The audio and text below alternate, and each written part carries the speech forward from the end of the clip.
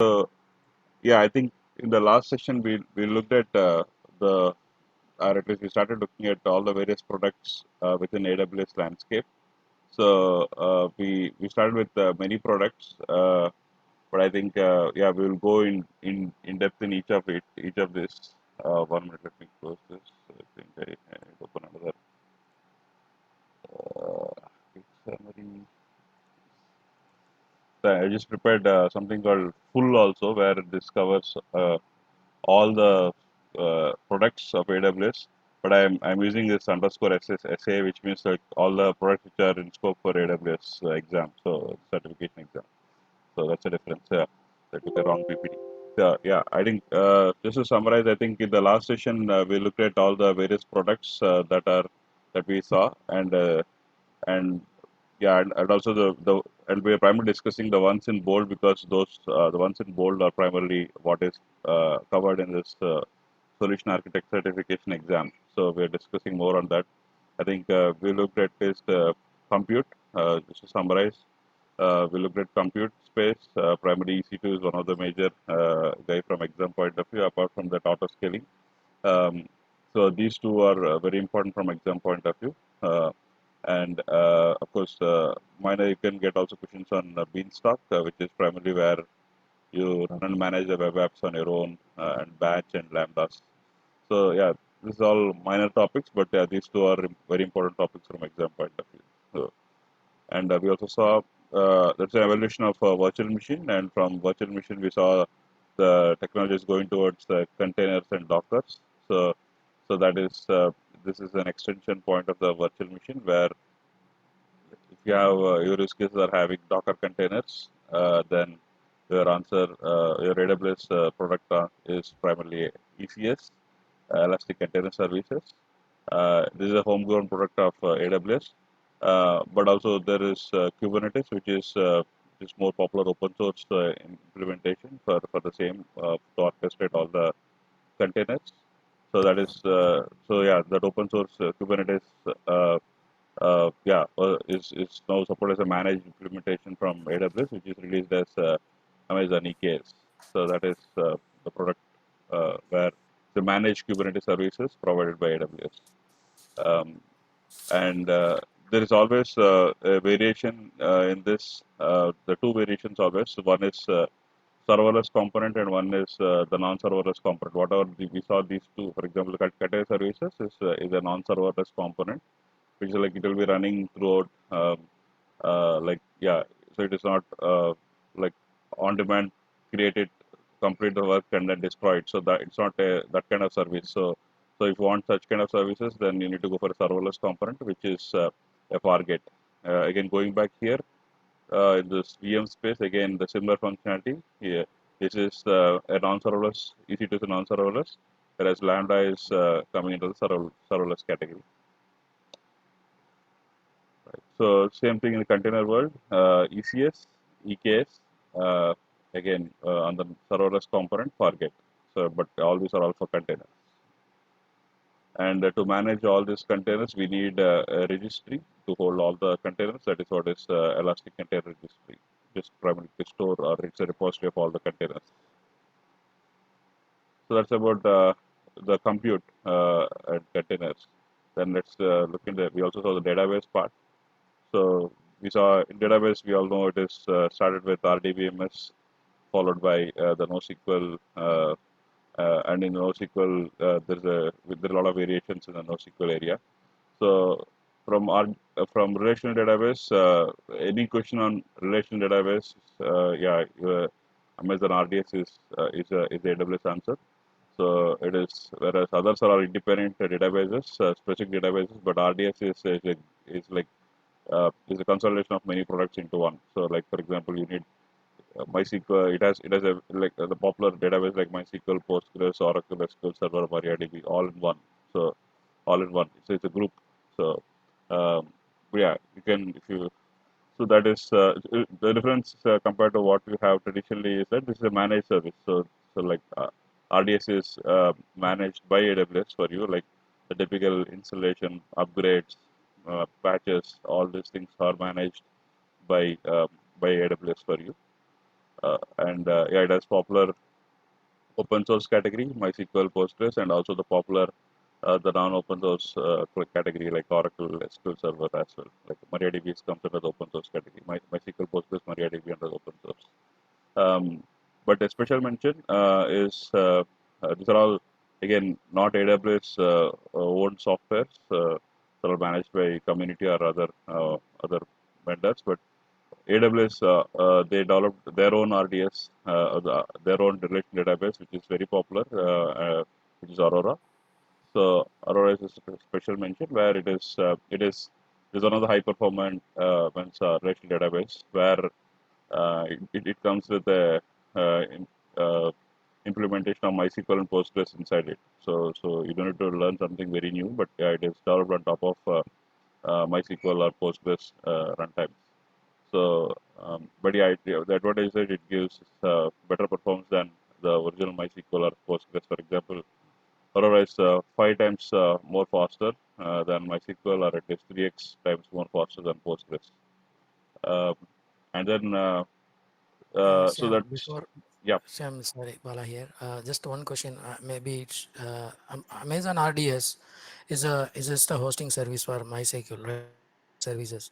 So there is no difference in performance between standalone MySQL if I do outside and hosting it on RDS. no, you can do that. Should For not. example, you can have an empty EC2 instance and you can install your own software there as well. That is also an Correct, option. correct. Yeah. Yeah. Not that. I'm saying if you install MySQL in RDS through RDS through You the. cannot install. RDS means you are not allowed to do anything. Yeah, It's just I misstated that. Yeah, correct. So I got that. So the service which is available, we are using it. There is no performance difference between using that service versus a standalone RDS if I install through EC2. Is there any significant?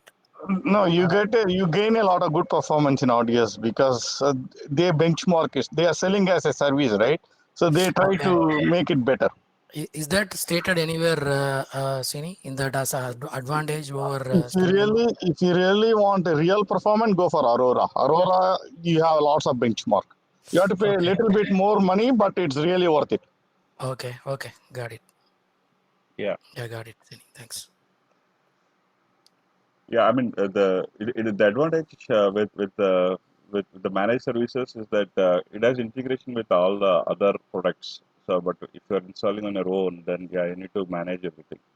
For example, RDS will have integration to CloudWatch for all your monitoring of your database spikes, CPU utilization, and all those stuff. So sorry, those are something that you get like integration. Where has an integration with all the other AWS products. So it's not just the base MySQL that is set up and they're giving it for you just with patch up. It's not just that. So they built a lot of things around it as well. So where it has integrated integration with all other AWS products as well. So that is the advantage that you get to manage services. It is not just the software, right? It's all the wheels around it to make it run and in production and the day-to issues and Got it, other Sam. things. So Okay. yeah, Okay. yeah, okay. So and then yeah, under that's about the relational databases side. Then coming to the non-relational side, DynamoDB, which is columnar DB category. So which is primarily managed NoSQL database. Again, it's all managed by AWS. Again, we also discussed about the typical use case. The metadata generally S3 also will come under a storage category that you see under storage, but the popular use case is that S3 and you store physical objects like PDF images in S3, but the metadata are like in terms of where the location of the S3. So all those things will be stored in DynamoDB. So the metadata is a keyword there. So metadata is what you store in DynamoDB, and the physical object will be stored in S3, for example. That is also one of the popular use cases. Uh, and coming to the Elastic, so anything on the caching side, in-memory caching. So so your answer is Elastic Cache. Yeah, I think I'm just in caching. You will see two questions. Sorry, you see two questions. If it, primarily from exam point of view, Elastic Cache is your in-memory caching. There is no doubt. But if there is any caching which talks with regard to DynamoDB, then is a feature in DynamoDB called DAX, the DynamoDB Accelerator. It's also a very popular question from exam point of view. So DynamoDB related caching, if the question is around that, then DAX is their answer. So DynamoDB Accelerator, it's a feature within DynamoDB. But yeah, if you're looking for like a independent component where you need a caching in-memory caching system, then Elastic Cache is your answer. Okay. So Elastic Cache, the use case is primarily your typical three-tier architecture where a database is involved at the end of your in the last tier. Uh, Generally, if a database is having database is lots of reads and writes, and in fact reads are more. If that is your use case, then caching will help you to improve the performance. So so that way if you're having caching Elastic Cache before your database, so the flow how it happens is the request will first come to cache, so the data will be stored in the cache first time. I mean, every time a new request comes, if the data is not there in the cache, it will go. Now we need to go to database and fetch the data. But if it is coming for the no, it's not the first time, but it's coming for the same request, it is asking for the second time or third time, then it will not go to the database because the data will be already in it is cached in memory, so it will not even go to the database. So that way the burden on the DB is less. So the read burden on the DB is less. So for of course write you need to do anyway to the database. So there is no doubt that the call should go to DB, but the successive reads can be avoided if a cache is there. So the performance of the DB can be improved. So yeah, if you see anything on the read performance of the DB and the reads are more than Elastic Cache is your answer. So if you introduce that before your DB, the burden on the DB is less. So just comparing, Elastic Case has its own use case. So we also have a CloudFront, right? Yeah, CloudFront stores the a lot of documents information over there. yeah, So just comparing that both, uh, I think it has individual has its own use case. Just trying to compare CloudFront versus Elastic Cache. yes, Yeah, yes, CDN, right? CloudFront is just the CDN side of it, right? Only for the web related things. Okay, This is for any API. It's a middle tier also, right? okay, So this is a classic caching. That is just the CDN. yeah. okay, okay, So the difference is that the CloudFront, I mean, primarily the use case for CloudFront is also a caching layer, but it is even very at the very uh, entry of your request to the server. So limited after Route 53, for example. So in that and primarily the use case we're looking at is content delivery. So which means you're talking about the static content there. So like static website with just images, that is the use case for content delivery caching. So let's say you have a website which is having static images only or videos only. So where the content is all like fixed. So for that use case, to make the performance better, I'm talking about static content here. So then CDN will play a role. So CDN is primarily meant for that, like dynamically. It's not for dynamic content; it's for static content to load faster. okay. Got So, it. but That's this the is difference. yeah, Okay, that's the difference. Yeah. okay. So static versus And dynamic, that is the difference. yeah, I saw one very good use case for Elastic Case why Amazon introduced. I think they saw like around some 2016-15. There was sales drop happened due to the online availability was lesser for the downtime went down due to the information not available to the front end users. Mm, That time I think they came up with the solution, and exactly. then they Yeah. provided a lot of advantage on top of it. Yeah, that's true. Definitely. Yeah, Uh, at least even if underlying DB is down momentarily, so at least the read request will be served if there is a cache. So, and especially when the database is going on a failover mode, there'll be downtime, momentary downtime. So, but at least the read request during that time is if you have a cache, then the request will be served from cache. Writes can't be done, but at least the reads can be taken care. Yeah, But Sham, can I ask a question? yeah, sure. Yeah, so does Amazon Elastic Cache, is it designed to work only with relational DB or Aurora or Dynamo, or can it work with in parallel for Redshift, for example, when we have Yeah, a large, yeah. it can work with anything, even with middleware. Oh, I see. We had a use case with the rules engine also. Yeah, it's a classic cache. That's it. Any tier you Oh, can. any here. Okay, Yeah. thank you.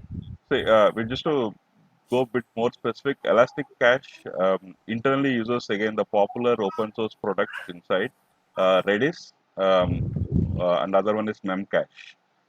These are the two open source caching platforms internally. So if you go inside the Elastic Cache, you have two flavors to select. Either you can go for Redis or you can go for Memcache. So I mean, the Redis is more popular category in this space because it provides many features what Memcache doesn't support by default. So yeah, that is where you get yeah, the Redis is the more popular caching system. Even in open source world, if you take Redis is the most popular open source world. Thank you. Okay, so that's about the DB side of it. I think one special mention. It is not a DB, but it comes as data warehousing, which is Redshift. So if you see any questions on the data warehousing side, then Redshift is your answer. Redshift typically will have the distributed computing concept where yeah, you'll have a master and a slave, and so there'll be you have to form a cluster with a master and let's say minimum three nodes as your slave, and then yeah, you do the master will act as the instructions, giving instructions to the slaves, and so that kind of a typical model. So then this we should form a Redshift cluster, and then yeah, you need to give instructions of what the sources are and from where the data should be picked up and all those things. So the typical data warehousing layer, right? And then important question again, data migration service is also a very popular use case where again a very popular question in the data migration service is that it is not just for on-premise to cloud; it can also support within cloud as well. I mean, there are a lot of use cases where within cloud people, for example, people would have selected one DB and then they are not happy with it and kind of want to move the data to other DB. So it has all those things can be done. So basically, heterogeneous DBs also. For example, heterogeneous is like for a brand is completely from MySQL to DynamoDB, for example, which is heterogeneous. Like we're talking about migrating from relational to non-relational. So that is one use case. Or the homogeneous is like yeah, within uh, let's say within RDS you are not happy with MySQL and you want to move to RDS Postgres. They both come under relational database category. So it's but yeah, it's a different DB, but uh, both it supports. So and not only So that, so within cloud and all. Oh, sorry, go ahead. sorry, Sam. So basically, we have on-premises, say for example, Oracle, right? Mhm. I am moving it to Amazon RDS. So basically, it converts that, and then later that we are going to use it as a service. Correct, Okay. correct. Yeah. So that's what it is. There are two variations, right? On-premise to cloud is one, but within cloud, also you can switch. So if you're not happy with one DB within cloud, but yeah, you want to move to some other DB within cloud, but your data is already in cloud. So there also DB migration will help. So basically, it supports various combinations. That's what I'm trying to highlight. Okay. Okay, so that's about the database category. I think it's all quick glance. I think we're not going to deep dive into each of it, but yeah, just quick glance. I mean, the advantage of this slide content is that you can more or less narrow down on your questions. So like these are the logical sections that you have, for example, right? So from exam point of view, these are the various sections. So we're looking at a question, you can see whether the question is asking is it related to compute or containers or database? That's the first narrow down. And once you know that, the second narrow down of your question is inside the products. So for a given use case, or the other question is talking about EC2 or auto scaling, or so accordingly you can narrow down that question. So yeah, I think it more or less you can, by knowing this at a high level, you can narrow down your question. So from exam point of view. So yeah, so that but again, yeah, you need to go into the, some of them will be feature related questions. I think there you need to go a bit deeper, but at least this will give a high level perspective. Right, and then networking and content. I think we saw this to some extent in last session. VPC, we know it is isolated cloud services. API gateway. This is more about managing multiple APIs that you have. Then managing will be tougher. So that's where this API gateway will help you. Again, CloudFront is content delivery we just discussed, where you want to cache the content, and you want, let's say you have global users, so then CloudFront will help you for the performance aspect. So um, and then yeah, so generally the CloudFront will have an integration typically to S3. That's because CloudFront has a lot of it can talk to other AWS services, but generally is the use case that we just discussed is that the static content. Okay, the static content to generate videos or images, want to load them faster, then CloudFront will help. But so which means that CloudFront will have an integration with S3. So which is a very popular use case. So yeah, the physical images will be in the store in S3, and S3 it is not just storing the images, but also you can develop a static website as well with S3. Let's say you have a website with just static images of HTMLs and images and videos, which is popular websites. Most of the websites will have that. So you can use S3 as your database. Your website also. So in that case, this CloudFront integration will help you a lot. So any questions that you see, global users, and then you want to want to improve the performance, and also you have static website, want to load the data faster. So anything around that, your answer is CloudFront. So right, and then the domain naming system. So Route 53 in this. Yeah, so there are very important use things that you need to remember is that I think we discussed it in the some of sessions before, that the CNAME and A record, right? So the difference between those two. So like A record is I mean I'm just A has more power. I mean A record is more powerful than CNAME. So which means A record uh, can talk to can map your AWS resources to Route 53. For example, let's say you're hosting your S3 site. S3 is your website, and so finally in S3, when you store all the images, you'll get a URL something like AWS3.com, something like that. So it's an internal site, so where you can access that to see all the images or a static website. But it will have at the end aws.com. So, but you want to hide that with a domain name. So example.com. So what that's a website name. So you want to internally map your example.com to the S3 site.com. So S3 s3.aws.com. So you want to map your domain name with your AWS resource. So then you will use A record. So I mean, very easy to remember is that A stands for AWS, right? So yeah, so that's how we can relate it. A record, so mapping to AWS record. So but CNAME is domain to domain, not the the other the domain we need not domain is not the other domain that is getting mapped is not an AWS domain. So in that case, CNAME will help you there. But yeah, I think you'll get questions around that. So A record versus CNAME. So what will give a use case, and they say whether you map this to CNAME or A record, both options will be given. So you need to select one between them.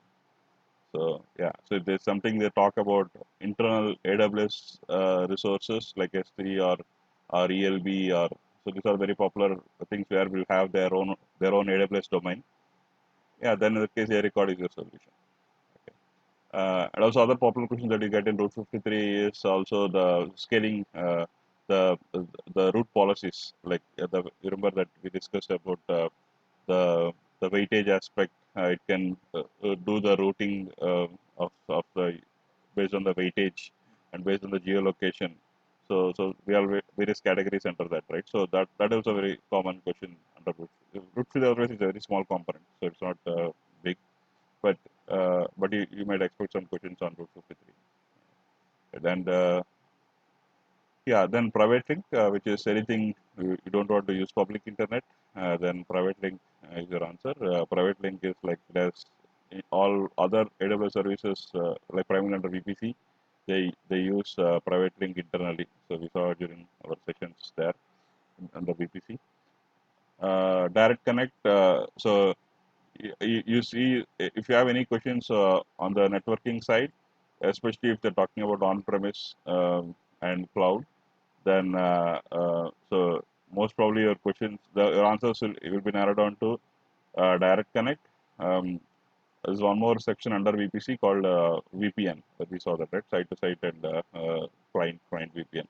So under VPC they come under. So direct connect is we saw, right? It is you need a dedicated third party vendor who will help you to bridge between you and your on premise and AWS. So he'll be acting as a mediator. But the questions here, what I saw is that the scenario that we given is you have 1 month time. The time is very important because a direct connect is not an easy thing. You can't do just like that. Okay, it requires some time. So if there is any question, I saw a couple of questions in this space where it is. They say they give a scenario for on AWS and on-premise integration, and they say that you have time, like you have 1 month time or more than 1 month time. So what options you have? Then direct connect is an answer. But if they say like intermittently we want to do it and then you want to go the data privately and then through security encryption. So if you see anything on that, so then your VPN is your answer. So VPN you get the connect with on-premise to cloud immediately, but not immediately. Like it will take at least 1 day. But so that can be done very faster. And it also VPN also will give encryption features. So we saw that IPsec encryption is also possible and all, right? So you get questions under VPC category under VPN. But yeah, if you say they have a lot of time and like 1 month or more than that, then direct connect is your answer. So yeah, keep that in mind. So and then global accelerator. This is again under the network performance. If you see any questions under network performance, you want to improve the performance of your network, then what options you have? Then answer is global accelerator. So it primarily improves your network performance because it can intelligently identify what is the nearest node where it is available for you for to get the fastest data transfer happening. So yeah, network performance, then global accelerator is your then yeah, then we're talking about the VPC. So scale multiple VPCs and very complex setup, and you want to maintain connections between multiple VPCs. Then yeah, transit gateway is your answer, uh, and then the load balancing aspect. So yeah, you want to ELB, which is like you want to distribute the incoming traffic across multiple targets, and then load balancer, elastic load balancer is your answer. Okay. So one important thing in this is that ELB, the difference between ELB and Route 53. So this is very popular exam question. So the difference is that ELB restricts to AZs, like you can't. It is not extended to regions. Okay. So very important difference from exam point of view. If you, the load balancer, elastic load balancer, even though it is a very big name, it manages multiple EC2 instances beneath it. But the scope of ELB is restricted to availability zones, not regions. Okay. But if you want multi-region setup, then you need Route 53. Like it will do a part of load balancing job also here. So that is the parallels between these two. So both of them can be a load balancer, but it's not a complete load balancer feature. It's just a DNS only. But the load balancer is an additional small feature that is there. But primarily, this is the primary load balancer guy. But any question that you see where you are talking about the networking, the load balancing across regions, then Route 53 is your answer. That's very important question from exam point of view. Right. So then, sorry, any questions here? Okay, let's move on. So Shyam and Srini, just check your thought process here. Does the load balancing always have to be associated with the scaling? So if the moment you have a load balancer, does it imply that you need to have the scaling as part of the solution? No. So scaling is for scaling you have something called ASG. Okay, so primarily you should use ASG for your scaling of EC2 instances. Uh, but ELB is just to route the incoming traffic to the respective EC2 instances. It is just whatever traffic that you get, it will just route. That's all. It is by name itself. It is there. It is just routing the traffic. That's all. It is not. It is not responsible for scaling. Yeah, the answer is the other way. If you want to have auto scaling group, you need to have a load balancer. Yeah, repeat it, Srini. If you want to have an auto scaling group, then you need to have front facing load balancer for it, not the other way. You could have a load balancer without auto scaling is possible. Okay, clear. And Thank you. Shyam, one difference. So Route 53 is across availability region, right?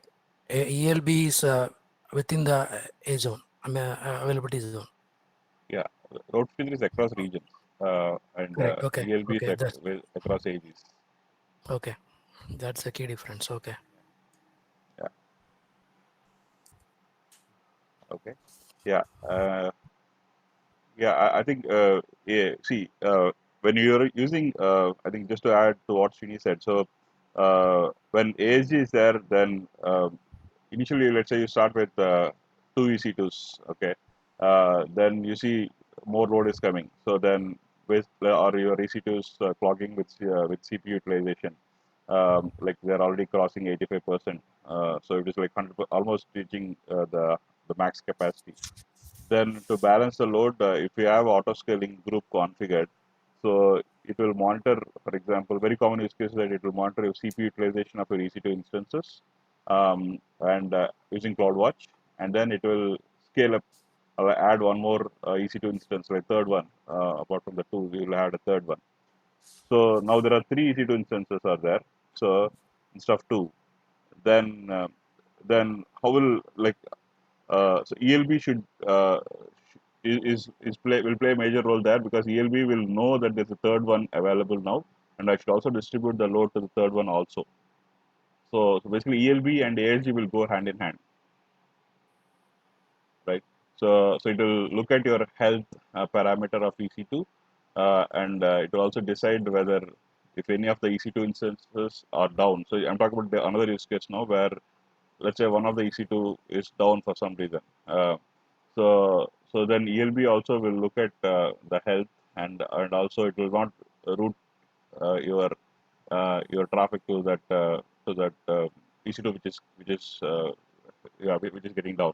So basically the point is the ELB and ASG will go hand in hand. So it's very important that from exam point of view there will be questions around this combination ELB and ASG combination. Okay, so the various points that we should keep in mind here from exam point of view are both ASG and ELB they rely on health aspects more or less to either scale up or scale down from ASG angle, from ELB angle to route traffic to a particular instance or not. So both of them rely on health aspects, um, and ELB has its own health rated logic. ASG has ASG is more closer to EC2, so it will even look at other parameters of EC2 also to decide. Uh, so the point is, uh, um, both of them are relying on the health parameters of EC2 to decide. So these are the commonalities. So both of them look at the health parameters, but also some of the rules that you configure, like uh, how there are various. If you go to the features, there are a lot of rules that you can configure, like the scaling for example, ASG scaling policies. There are multiple scaling policies that you can define. So I think that's all. So I think the point is, from ALB, ELB, and ASG are a combination, and that there you can see at least one or two questions under that combination. So the very popular question is that one of the EC2 instances is down while you're bringing the ASGs by looking at the EC2 instances, and it identifies that the CPU utilization is higher on two, and then it's adding a third one, while ELB is not being aware and the traffic is coming. So how it will route? So the answer is, it will not route because it is not having any statistics about the third one. So what will happen at that point? So it's all very edge cases. So at the time, ELB will not know that there is a third instance unless it is up, and ELB can monitor the health of the EC2 instances. It will not push traffic to the third one. Right? So maybe it is ASG, but will know that in advance, and it is bringing up. So it is not up yet. So ALB will not know that there is a third instance ready. So ALB will know only if the third instance is completely up, and it can monitor its health from ELB. So that is yeah. So there's some edge cases where we will get questions. So yeah, very important to from exam point of view. ELB and ASG combination is very important. So take a look around that. Okay, I think And it's one more point, Shyam. yeah. So just sticking that Route 53 is across region and ELB is across availability zone. So it Yeah. means that ELB works within VPC and Route 53 is sitting on top of it, right? Yeah, across VPCs, yes. But VPCs also can extend beyond regions, right? I mean, since yeah, Yes, yeah. that So is possible through the peering. yeah, peering, yes. So Okay, exactly, yeah, okay. yeah. Just trying to understand because trying to, so when you say across availability zone, Uh, then it means it restricted to the VPC. So if we want to go across VPC, then VPC peering is required. So the ELB work. exactly, yeah. If you are having a Okay. ELB, sorry, if you're having a VPC boundary, then yeah, yes, you need to have that uh, peering as well. Okay. But ELB is scope for a availability zone. Even though VPC can peer, your ELB cannot peer or something like that. So that's a networking concept. This is a edge concept. So you should know the boundary. That's it. Okay. Yeah, so networking is very important. So spend more time there. I think we had good. We spent at least decent time here, but I think we didn't focus.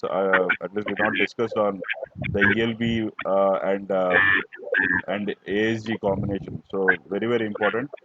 So at least because in some of the questions I made mistakes as well.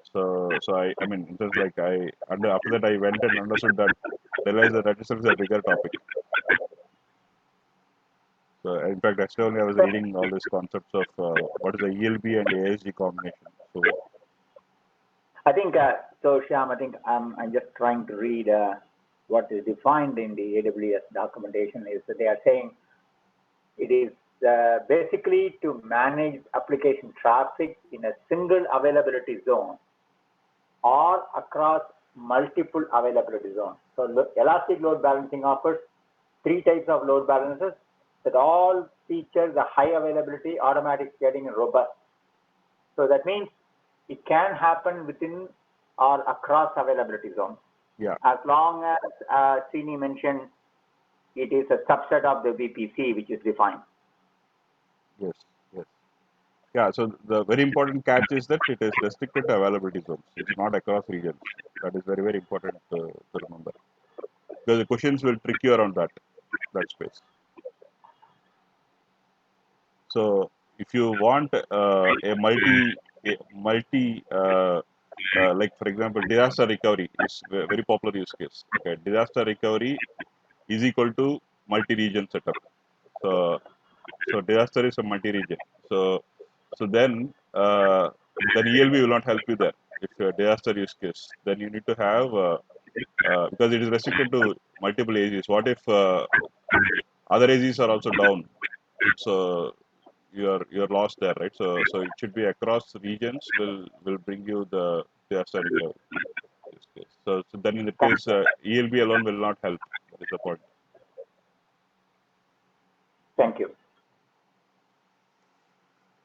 Okay. So then let's move on. Yeah, I think very just to touch upon this ELB again as Rajesh mentioned, uh, there are the three popular ones. I mean, the classic one, classic load balancer is kind of getting phased away, which is a version one, older version of ELB. But other two popular ones are ALB, application load balancer, which is the second one. Third one is the network load balancer. So between these two, the differences are the network load balancer is primarily for it runs on TCP, so not HTTP. So that is a very important difference. So ALB is for HTTP and HTTPS and WebSocket. Okay. So that's all the use cases for ALB. And the other one is NLB, which is network load balancer. From the name itself, you can say it is network, right? So it is it runs it uses primarily TCP and SSL. So these are the two protocols that it primarily supports. And also if you see any questions where you want millions of requests to be processed, when you say millions, then it can be achieved only through network layer. So HTTP is always slower. Okay, so HTTP is always slower because it's a layer 7 level. It will be always slower, but if you want millions of requests to be processed, then NLB is your use case. So network load balancer is your use case. Yeah. So just keep that in mind because you see, at least I saw some questions around that. So when you need millions of requests, which load balancer you select? The answer is NLB. And if your use case is TCP based, not HTTP based, then NLB is your answer. So yeah. Okay, so let's move on. So then security, identity, and compliance. Yeah, we saw that this is a very broad area. So IAM is very popular use case that we saw primarily from security aspect. So and then yeah, this primarily user groups and roles and permissions. So that's all it is, IAM. But that is the basic IAM concept.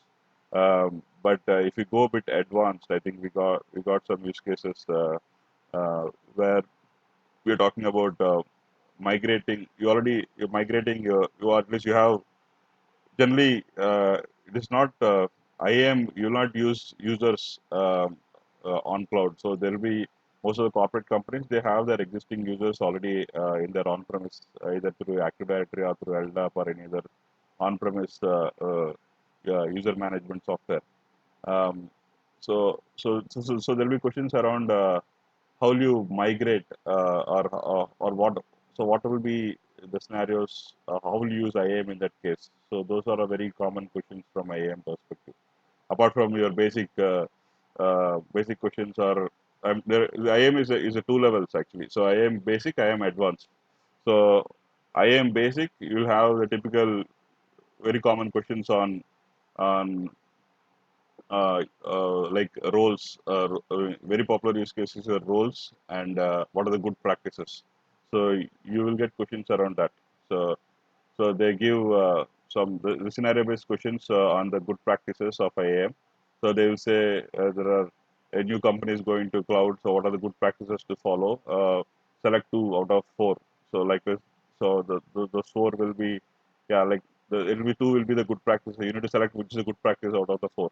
So that's very common questions from good practices point of view from IAM. So So you will get at least one question on good practices. Um, so yeah, take a look at the good practices of IAM, and also in under basic category again you'll have the role management and user management. How will you do it? So, and in which scenario you go for a group and which scenario you go for users. And the permissions. Uh, so all those things will come under that. I think I have. I'm since Srini was suggesting that we'll take IAM as a separate section. I prepared one couple of slides on IAM, which we'll go through that after this call, or after this one. So that is about the basic side, and advanced side is I think Janish or someone was asking this question also in the last session. How will a corporate user who is already having users? So what are the architectural principles around that? How will you migrate your existing users to IAM? So so so those are all advanced category. So like we should use something called, it is not just a IAM, so it has a combination of AWS products. One is this Cognito, which is very popular, uh, login system. So either see basically the either you can have your own identity management system. So you want to log in. So and then the login should be validated based on your credentials that you already have. So then Cognito will help you for that. So basically login system. So identity management system. So or login system. So then Cognito is your solution. So basically, you'll import all your users to Cognito, existing users to Cognito, and then yeah, you can get that authentication into part of it using by integrating your application to Cognito. Um, so that is one area. Other areas that you already have some popular social login. So this is a very common question. Like you already have a social login setup already implemented. You don't want to. You have corporate users, signed up users, and also you have users using Google ID or Facebook ID as your authentication system. So how will you manage that? So that is also a very popular use case. They call that as identity federation. So so identity federation use case is like integrating with social logins. So that is also a very common use case that come under advanced category. So there you'll have a integration with primarily SAML or OpenID Connect. These are the popular open source products where you use them, and you can directly use those also to integrate with IAM. So and how will you do it? And then like how will this thing work? Let's say you imported or you are having your own identity management system. So first, how a request once it comes, a person logs in. First, it will come to your OpenID, get that authentication done, and then it will generate something called STS, so secure token system service. And using STS, it will generate a temporary credential, and using that, it will validate your user and allow access to AWS components. So yeah, I think we will go through that. I think those are some advanced concepts you need to look at some diagrams to understand. But yeah, so you will get questions under this basic category and advanced category. So yeah, prepare more on the advanced one because basic is pretty simple. So you should it's from the logical common sense you can make out what are the good practices. But spend more time on understanding the advanced concepts because that will be a bit tricky from example. Uh, Yeah. So we will discuss through this IAM, right? yeah, yes, we will Bit more discuss. in the Yeah, next, yeah, because Capital One lost the data because of this loophole in the metadata there. Ah, okay, okay. Yeah, Yeah, they that's true. tapped the whole. They copied the whole S3 data because of the access of they access the metadata role easily. The Okay. loophole they figured out. Mm-hmm. I read through that. Mm-hmm. Uh, Yeah, that's true. and they changed that service after that. They tightened up the bit more after that. They removed some other service and they changed that as a token based. Yeah.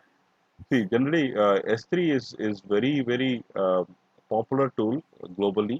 because that's one of the most used product of AWS S3 for storage aspect.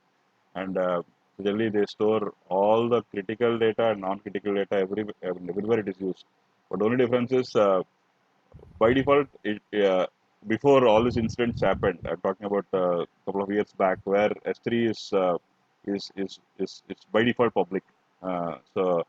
But after all these incidents that happened on the security area, where a lot of corporate data is exposed outside through S3 because just that it is not like security is not handled in a right way. So a lot of issues came out, and then that's when AWS introduced a lot of new features inside, like explicit deny. So like by default, you will not get anything on it. By default, everything is denied. So you need to explicitly give permission. And by default, your S3 is not public. So these are some rules which they introduced later because of all these incidents that happened.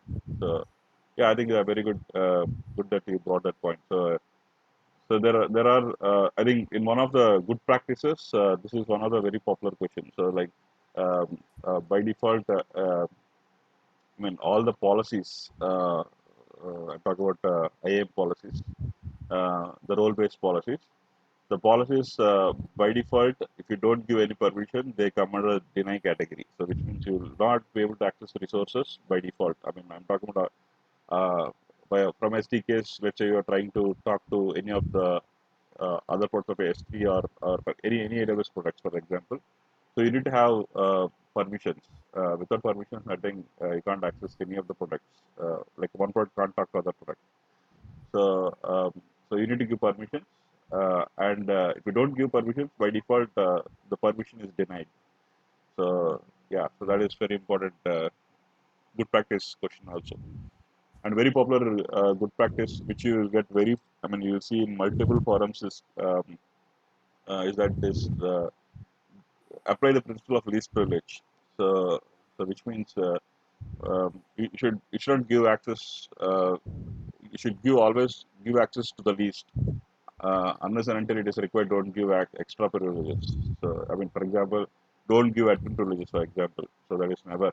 So if a person is using only S3, give him only S3, and especially if he's doing only read only, then give read only. Don't give write. So so apply the principle of least privileges. So that's very common good practice question. So very popular. And other good practice feature is that apply MFA, multi-factor authentication. So apart from your user ID and password, you will also have yeah, a mobile is using some other tools like the secondary authentication. So those two are very common uh, good practices to have.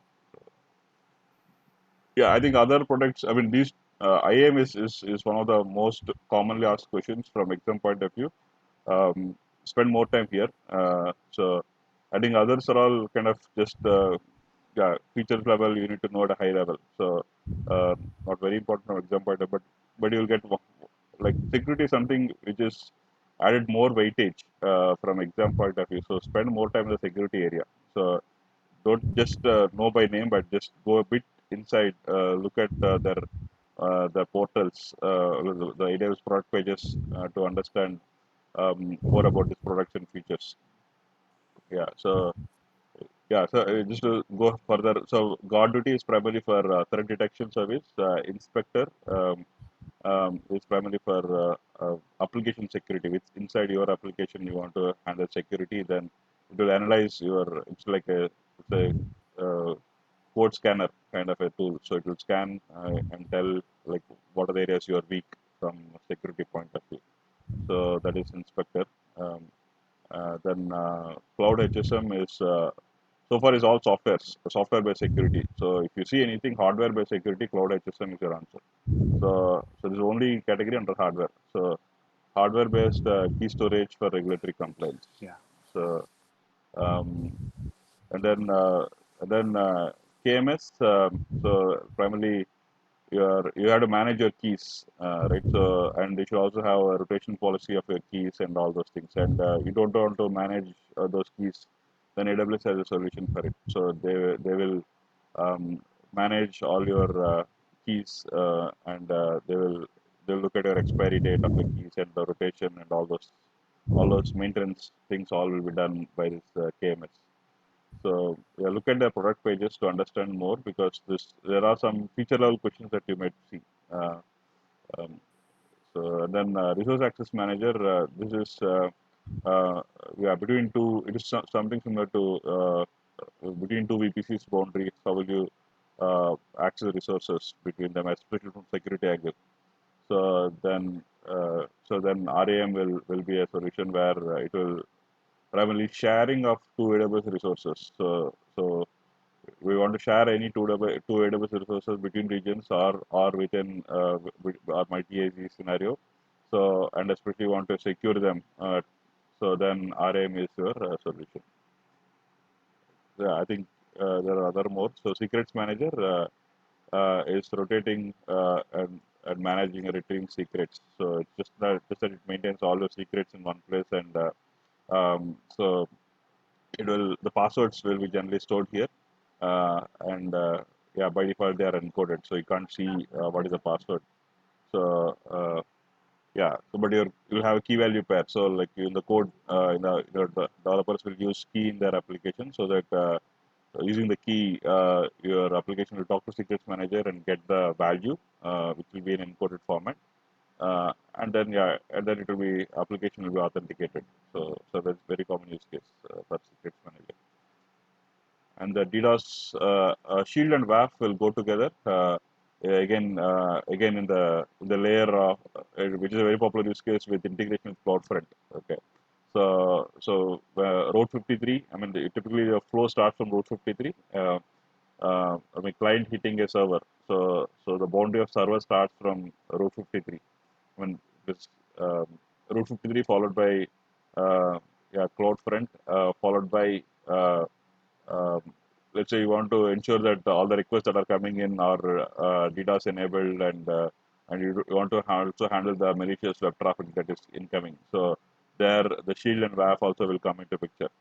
Um, this will play as an additional security layer, and then it will come to your network boundary. That's where your EPCs like the permissions and NACs is all right. So the NACs and security groups that acts as an additional shield layer. So yeah, and beyond that, it will go to EC2 or any other AWS services. So you have a lot of gates that it should request should pass through. So yeah, it's all secured on top of this, all we have IAM to take care of everything. So the multiple layers of security boundary.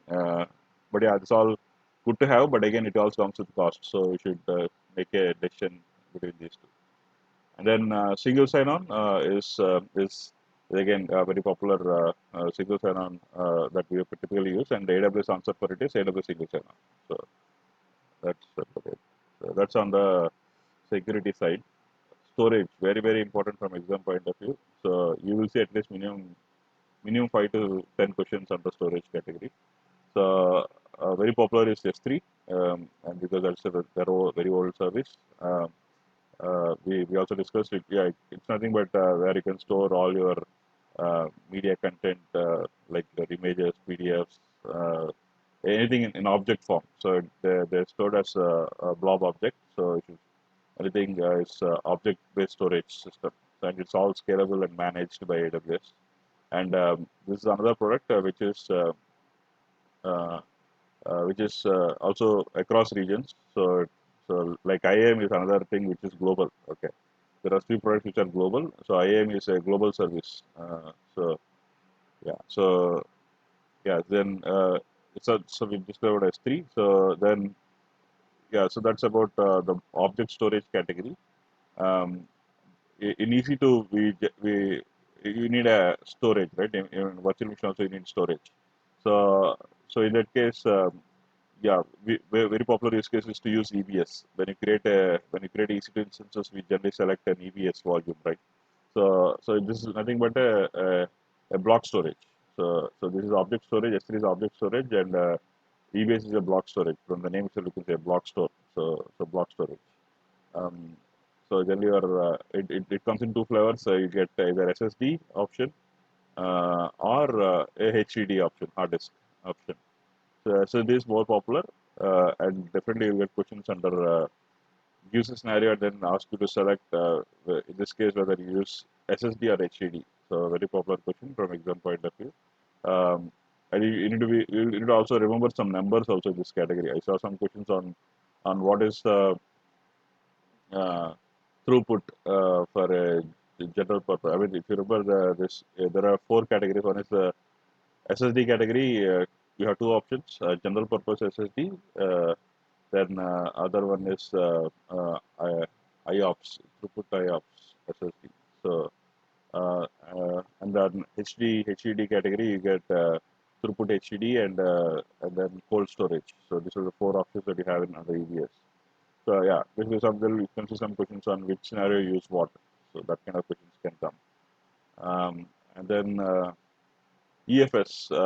So I mean, they just go back. EBS, very popular question is that which one you select for a root volume. Okay, so very popular question. Root volumes you always select SSD, not HDD. Okay, so I mean, root volume you say like C drive, for example, in Windows system. So you're selecting a Windows, what should be a root volume? So root volume, um, I mean, earlier HD was also supported, but after SSDs came, SSD is always more better performance than gives better performance than HDD, right? Hard disk. So so nowadays even in laptops also you get SSD based laptops, right? So even if you want to buy outside, so so yeah, so SSD is more, I mean, most popular and most used. HP is almost getting phased away. So yeah, so in that case, root volumes, any virtual machine, EC2 or Linux or Windows, uh, what will be your root volume? The answer for that is always SSD. Either you can select general purpose or the other one.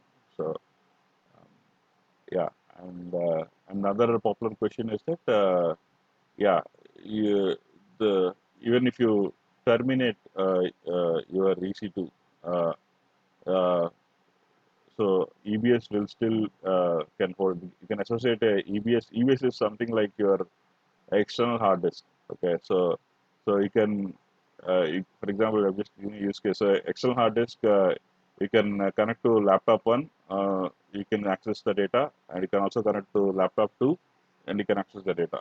So there's something like that. So EBS is like, so you can associate EBS to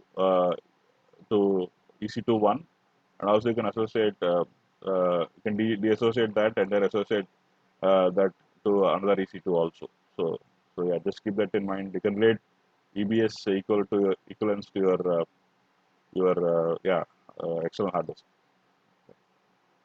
Yeah, so there'll be questions around that. What will happen? Can you associate? Yes, answer is yes. You can associate EBS to from one EC2 to another EC2. So even if you terminate your EC2 instances, EBS will not be terminated.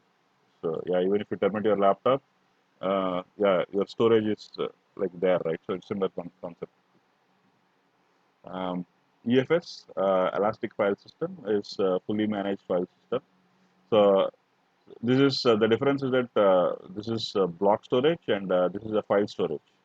So it's an extension of your typical NFS world. So EFS is fully managed file system that you get, um, and the yeah, the EFS is always across regions. I mean, this can span across regions. That is very important from exam point of view. EBS again restricted to within AGs like ELB, but EFS can span across regions also. So you have any global use case, then EFS is your solution. But yeah, you should the file storage should support SMB protocol. So that is very important. SMB, anything question on SMB protocol, then EFS is your solution. Okay. So EFS works on the SMB protocol. Okay, I mean, any is it? I mean, I'm going a bit faster, but yeah, if you have any questions, stop me. Yeah, Sham, can I ask a question? Yeah. Yeah, in this Excel sheet you sent, actually, there is a very good question about block storage for because basically the question is like an application requires a block storage for file updates, and the data is 500 GB and continuously sustain 100 MB of aggregate read-write operations. Which storage option is appropriate for this application? So I get mixed answer, but you marked EBS, but there Yeah, are some Yeah. anything block storage, right? If you that is the Okay. catch. Block storage means like EBS. Oh, okay. So yeah, the file store EFS is you guys know the OneDrive, correct? The OneDrive is kind of an Right. EFS kind of a thing. Okay. So multiple computers can connect to the EFS. I can load from my computer to EFS OneDrive, and you can also upload if you log in with the similar credential. You could upload from your computer also to the EFS. So EFS Right. is a shared across regional storage like Okay. OneDrive. Okay. But anything block, it is EBS. I see. Okay. Thanks. So yeah, that's the difference. Object storage is S3, block storage is EBS, file storage is EFS. Okay, and very important is that file storage is only this EFS you can use only for Linux based machines only. It's very important from exam point of view again. EFS you can use only for Linux based machines. But Yes. you need a Windows based file system. Then you need to use FSX for Windows file system. So this is your product for Windows. Okay. And this was something which was not So, there before. I think this is something which was launched some couple of years back. Sham, Yeah. so in the contemporary world, like, so the block storage is like storing it on a tape, and file storage is actually like storing it on a disk, is it? So, any parallels so that I can remember what it is Yeah. actually, right? Your laptop hot, right? Your laptop hot disk is nothing but the block storage. Okay. They, Yeah. they are different. So don't compare the tape. Tape But is a media. This is the way data is storing. You're comparing two different domains. You cannot compare a tape, which is a sequential access of the data. You have to compare a tape with a hard disk. Tape is a sequential reading device, hard disk a random reading device. So they are medium of storing the data. But here, how the data itself is being accessed. So the difference is there. Yeah. Exactly. So I think the parallels, if you look at EBS, is primarily for you. It is imagine that your laptop. Okay, so it has two categories. EBS has two categories: SSD and HDD, hard disk drive. So these are the two options that you have. So in EBS, so equal to your laptop. In laptops, if you see, you get configurations nowadays with SSD. So but for a couple of years back, you get a lot of options on HED. So that is the same thing. Whatever you get in laptop is a hard disk is what is EBS. It's something like block storage. So that what I said, it can retrieve the data faster. So the SSD is more like if you have any latency requirements, then you should always go for EBS because it is faster. Okay. I'm talking about scenario. Let's say if you talk about scenario, so like you have, let's say you want to have you have the requirement is that you have a database. You want to set up a database, and I'm talking about your own database you want to set up on EC2 machine, not the RDS one. So you want to set up a MySQL or Oracle or any database software you want to install on EC2. Okay, and are expecting a lot of traffic for it. So then, so you're talking about low latency requirement. Then EBS is your solution. Okay. And especially under that, SSD is more performant compared to HDD. Um, so we're talking about latency, then SSD. But if we're talking about throughput, uh, then throughput is like then HDD will perform better. So the common use case for throughput for HDD cases are big data kind of requirements where you need a worker node in a master slave requirement. You need a lot of worker nodes for a big data slide, and worker node needs to it doesn't require, it doesn't need a heavy software, so it can just need to process the operation that it has to be given. But so it's acting as a worker node. So then throughput is more important there in that use case. Then you go for HDD requirements. But you're talking about database where it requires very high traffic, then always you go for SSD. So these are the two variations under under ABS. File storage, as Srini said, is like a OneDrive kind of scenario where you want to store some various files and across regions, and also you want this to be dissociated and associated to something else. So yeah, so that kind of use case, then EFS is your requirement, like a typical OneDrive. And you are looking for a very cheaper solution, then S3 is your storage. S3 is a storage, object-based storage. So that is it. And EFS is not for Windows. EFS is only for Linux. But you want a same thing you want on Windows, then FSX for Windows file server is your solution. So it uses completely native file system of Windows, just for Windows, nothing else. So and Lusher is primarily for machine learning kind of use cases, where you need a very high performance, and you're talking about multiple files reading, and so where you need again, it is also file system based, but just the difference is that it is like supercomputing or high performance kind of use cases, and it has, and where it requires an integration with S3. So it has all the software is inbuilt under Lusher.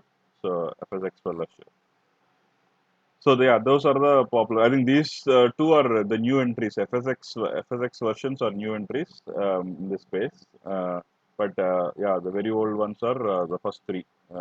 First one is very old. So yeah, but but more popular. The first three ones are more popular. I think others are came in between. Um, then an S3, especially you're talking about archival of data.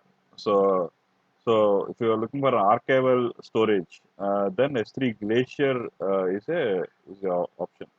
So you're talking about for some, you don't want to access the data immediately, but you want the data to be archived and stored somewhere for some years because of audit requirements and other things.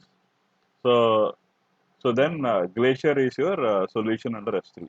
So it's a low cost archival solution. If you see any questions on archival and object storage, then S3 Glacier, because S3 is object storage. So object storage and archival, then Glacier is your answer.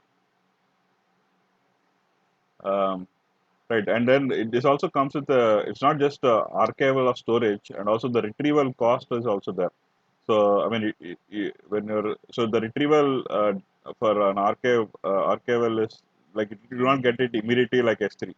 So there is a retrieval time associated with the Glacier. So that is also important. So any question that you see, if you see that there your retrieval times are important. I mean, retrieval times are okay to have, then Glacier is a solution. But if you don't like, you want a cheaper solution, but if they don't talk about archival, then S3 is your answer. So yeah, just keep this in mind. Uh, and of course, there are some tools under S3 there are that can be used. Like S3 is also having accelerated transfer. So let's say you want to store or there is something in between these two also. Some S3 and a Glacier. Uh, so so there is something tools in between as well. So I forgot the name. I'll say recollect and let you know. So it's something as a feature that is introduced in S3, where you can, Glacier will at least there's a retrieval time of at least 5 hours minimum. So you have a retrieval time of 5 hours. You can't get the archival data immediately. So you have to wait for at least five hours minimum to download that data. Only then you can access that. So that is one drawback. So, but it comes with very cheap cost.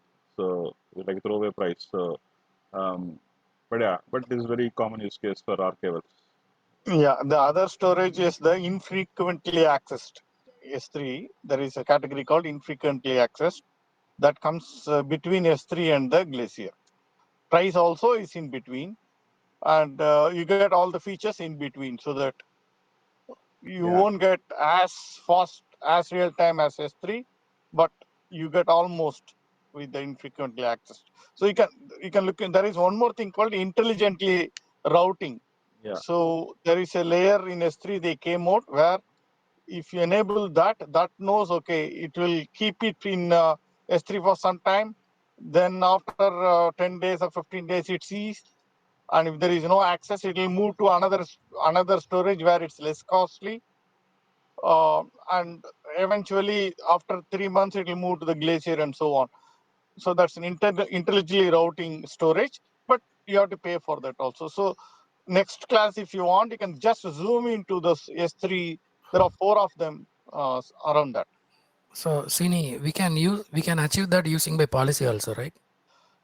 No. Now, policies are like usually in AWS world, policies are access IAM related.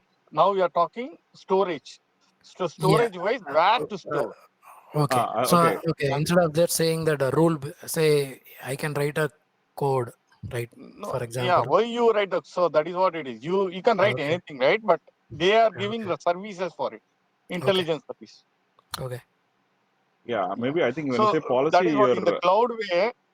sorry. Go ahead. Don't think of writing anything as much as possible. Try to use their services as much as possible. So one more thing, Sham, what is missed in that is the instant storage.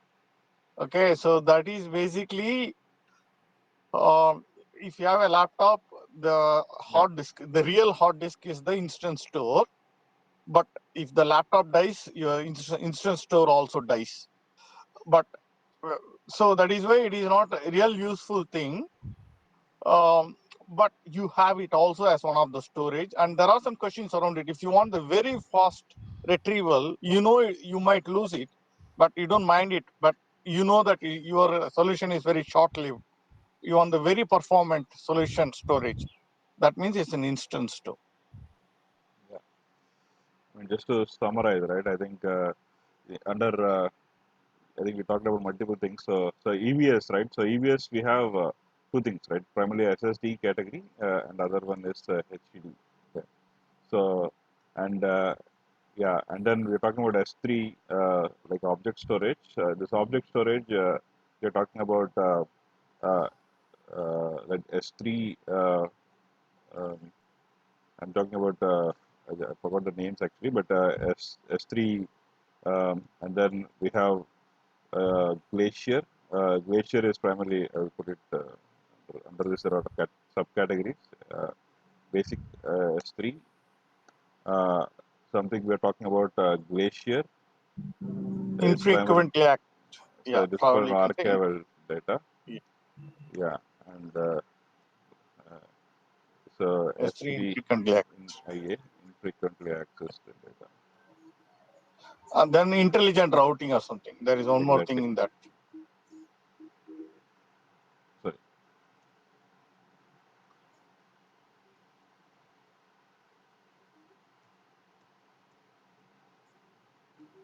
So, so this guy, intelligent routing is based on machine learning based implementation. That's what I read in use case. So where it can, based on your usage patterns, it will automatically route your data. I think it's called S3 on demand. So S3 on demand is like you get it immediately. So yeah, so S3 on demand is your default storage. But you can access it immediately, store it immediately, access it immediately. It is fast. Okay. Uh, but if you want less frequently accessed, then you need yeah S3 infrequent access. But you don't want the data at all. You can forget about it. Kind of a data. Then look at Glacier. Okay. So, but in S3, yeah, this intelligent routing is something where based on the how much what is the usage pattern, it will look at it by default it's store on demand. If you it will keep on monitoring this on demand usage. If it sees that you're not accessing at least out of 10 GB, you're not accessing 5 GB at all. So then it will automatically move that 5 GB to either S3 IA or Glacier. That is what this intelligent routing is. So, right. So that is about S3 category. And then EFS category is primarily for SMB protocol version, is what is the typical file system. And in that you have, but this is primarily across regions also, is a very popular question. And also this one, this is something which is only Linux, only Linux based. Whereas FSX for Windows, equivalent for that is FSX for Windows is for Windows version, equivalent Windows version, the Windows file system. Um, then there is this Lusher, FSX for Lusher is for again high performance category, high performance computing. Again, primarily for machine learning and higher big data kind of a use case. So we're talking about we need a lot of computing power, then a lot of computing storage, and also it requires a native integration to S3. Then let's share with your answer. Yeah, that's about it. The high level. Just put the instance store along with that EBS. Yes, yeah. By name itself, it says instance store is something like this is temporary. Okay, so when it's a temporary, what does it mean is um, imagine that you have a D drive, not C drive. I'm talking about, let's say there's a D drive. Just giving a use case. So imagine that you have a D drive, and as long as the laptop is on, you can use a D drive. You can store whatever you want. But once the laptop is restarted, the D drive is gone. Okay, so then that's why it's called temporary. So you can store it till you use it. As long as you don't restart it, you get the D drive. So that is what is store. Okay. But like others are all, this SSD is a C drive. Okay, so you will have this data and this faster. Okay, but yeah, this is one.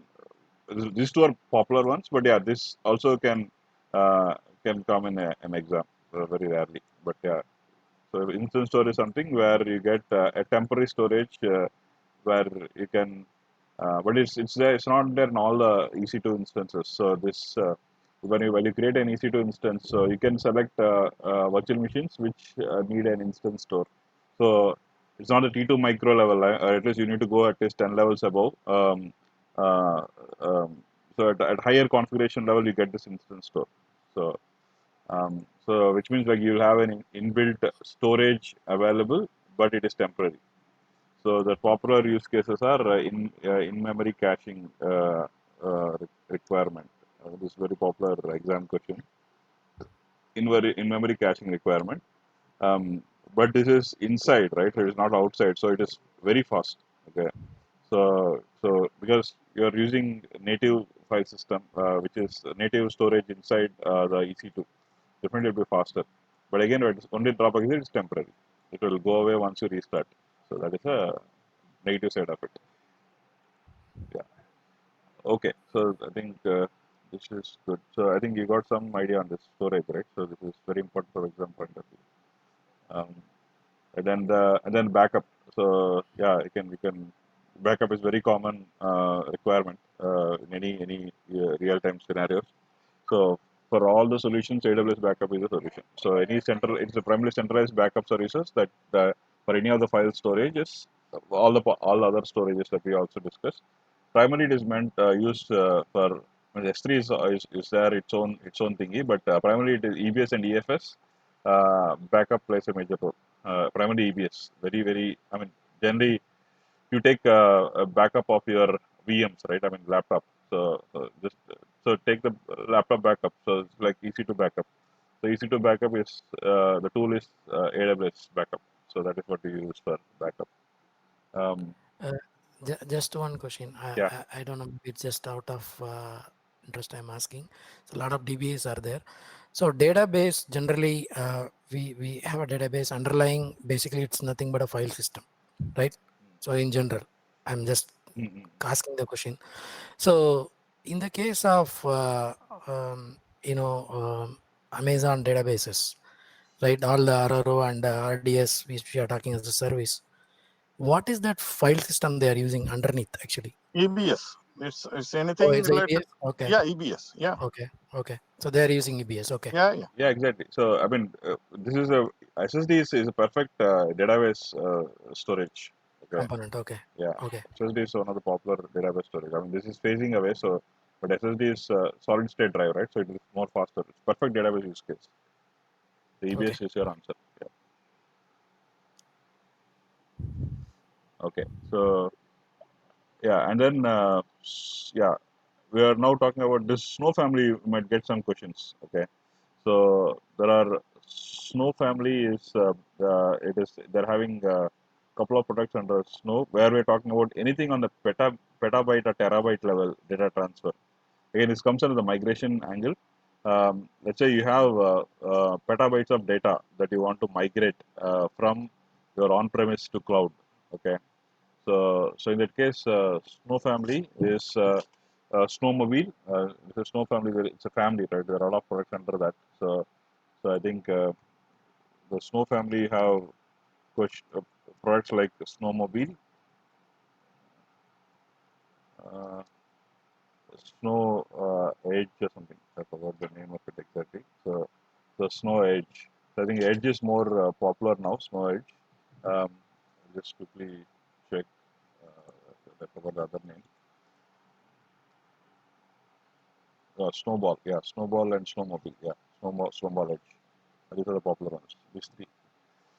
Snowflake, Snowball, Snowflake, Snowmobile, Snow Edge, Snowball Edge. So these are the various popular products under that category. So the use case that we're talking about here is petabytes of data. So terabytes or petabytes of data.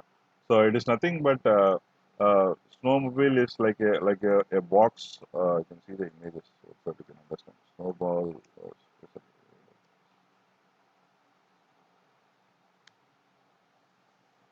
Yeah, so it's something like your like a CPU box only. So it will be this is like you can store data in this and migrate your data from on-premise, copy your data from your on-premise and then you can transfer it to AWS, for example.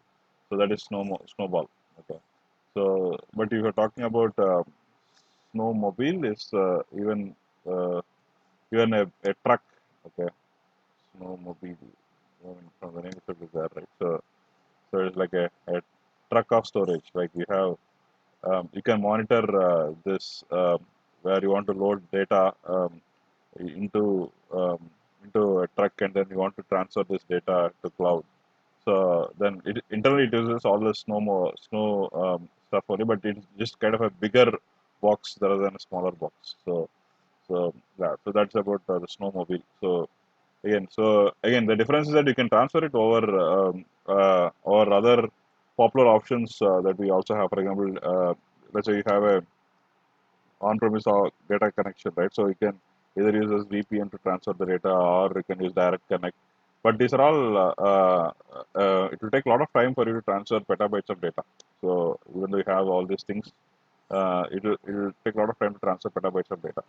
So for that, the faster solution, for example, you're talking petabytes of data, you can, for example, using Snowball Edge, you can transfer it, let's say within 5 days, you can transfer petabytes of data, 70 petabytes of data into cloud. Okay, so it is very faster data transfer. Yeah. So basically, you order this device and it will come to your on-premise, and you load the data into this, and then they will they take it to cloud to AWS regional center, and then push this data into AWS. So it is a faster way of data transfer. So that is the Snow family. So uh, primarily it comes under the migration category. Okay. And yeah, this is very popular question. Storage gateway. So this is a case where you're talking about a hybrid solution. You have on-premise and you have cloud. So you want to share the storage between your on-premise and cloud. Okay, so imagine that storage gateway will is a solution for you. So it's nothing but your on-premise will have a AWS product called storage gateway that you need to set up in your on-premise. So you can imagine that as your extended hard disk. Okay. Only just this hard disk is physically located in your on-premise, but actually it's internally storing it in AWS. So it is like your extended arm of storage. But just that it is sitting in your on-premise. Okay. So yeah, so it is nothing. You store it as if you store your data into your local hard disk or your any storage within your on-premise. But internally, it does the magic of transferring the data to the cloud. So that is the beauty of it. So in this again, there are two variations in this storage gateway. One is the caching and without caching. I mean, storage gateway without caching they call as volume. Okay, so storage gateway caching where it caches all your data and also it will physically store this data to your S3 or any other popular storage EFS or EBS. You can store it into cloud. Uh, but it will caches it, so that way when you want to retrieve it, as long as they're inside cache, it will, like most frequently accessed data will be cached, so it is faster to retrieve. It is something like your elastic cache, but that we discussed in the RDS category, right? So underlying database is there on the extreme right, but there is something elastic cache is there before that, so that the most frequent access data you can retrieve it from the cache itself. Similar concept. So so that your so the data transfer between your on-premise to cloud, so that latency time can be reduced with this caching feature. That is the only difference. Right. So, yeah, I think that's about the storage category. So anything you see questions on the hybrid storage, um, again storage in that you're talking about hybrid scenario of on-premise versus cloud. So then storage is your answer. Okay. Yeah. So yeah, I think this one, this management and governance, very important tooling in this is CloudWatch. I mean, whatever all these slides, right? So I think the first one is always the critical one. So CloudWatch is very important from exam point of view, where you can monitor all your. It's CloudWatch is nothing but a monitoring tool. Okay, so you can monitor your AWS resources and applications. So, for example, ASG Autoscaling Group will heavily uses this CloudWatch to decide to scale up or scale down, for example. So that is yeah, that's what is the next step. So auto scaling. So um, so this auto scaling will, it's nothing but it will multiple your resources to meet the demand of primarily for EC2. So so and internally uses CloudWatch to monitor and then it will accordingly scale up. It's not just scaling. Scaling doesn't mean like just up. It can also scale down. So when the demand is less, then it can scale down also. Um, right, and then yeah, and then there's a. I mean, you can whatever we saw is all through UI, right? I mean, but in real world, you need everything written as a code, right? So that you can replicate anything faster. For example, we want to create a EC2 instance. So we saw from the console UI, we clicked so many next buttons, and we gave a lot of inputs using mouse clicks and other things. So, but all these things, whatever the inputs that you gave in the UI, you can translate that as a code. Um, so that when you need a similar EC2 machine, you can use the same template to replicate 100 instances. Let's say, I'm just give an example. So typically, when you want to create one EC2 instance, it is easy to click buttons and create a EC2 instance. But if you want 100 of it, then you need an automation, right? So basically, you can create one, generate a template. Is one way of doing it. So create one, generate a template, and the generating the template is called for that the product called cloud formation. Again, very popular from exam point of view. Cloud formation, anything related to template based or coding based implementation or creating resources, then cloud formation is your answer. Uh, so again, coming back to the use case, one resource you generate using UI, I mean, AWS UI, and save that as a template. It's nothing but a JSON file at the end. So, or even I think now there's also YAML based support is also there, JSON and YAML is most used nowadays. Um, so, so yeah, copy that as a template and replicate that. So, and you can store this that YAML or JSON file template into a repository, into your Git repository, and you can manage it. So yeah, this cloud formation is primarily help you to manage the resources using one template. You can replicate. You can just use cloud formation and say this is a sample of EC2 instance. For example, you should use this much of SSD, this much of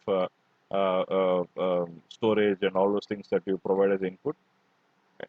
And this is a template to use, and cloud formation will, and say create me 100. So it will just create it for you. So you can take copy in the meanwhile. So it will create in the background give 100 instances to you. So you just give one template, you can replicate so many. So that is the beauty of cloud formation.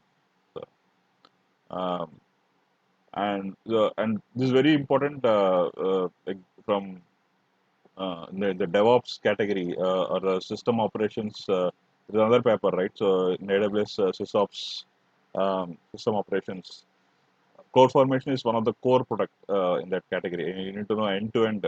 This itself is a bigger subject on its own. I mean, the format how this JSON template and will look like and all. This is very popular product in the SysOps exam category.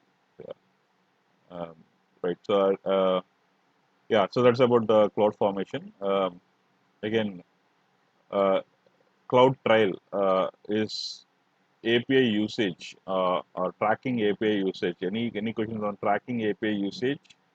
Then cloud trail is your answer. And I saw many papers. I think beyond that they're not going. Just one liner. I mean, uh, API usage tracking. Then that is most only one question that I saw on cloud trail that in most of the papers is that's the only question. Anything you see on cloud, API usage or tracking the user activity. So then these are the two areas. Probably API usage is most common question used. So like what is a particular API, how many people have used, and what and how where this API is. I mean when this API is invoked and by whom and at what time. So all this auditing stuff. So then name it is a trial, right? So making a trial. So that is what is cloud trial. So this is tracking user activity, like when this user did what operation. It's not just API. I mean, this is API is most common question, but what I'm telling is it is not just for API. It can you can use cloud trail for even any AWS product where like all the resources when they created at what time, who has created, which user has created, primarily auditing tooling. So audit tooling. So this is the So, cloud trail. so if you want to do a billing tracking, right? Yeah, The trial can be used or watch can be used. If you billing want to, is a separate product from the billing. So which is AWS billing is there.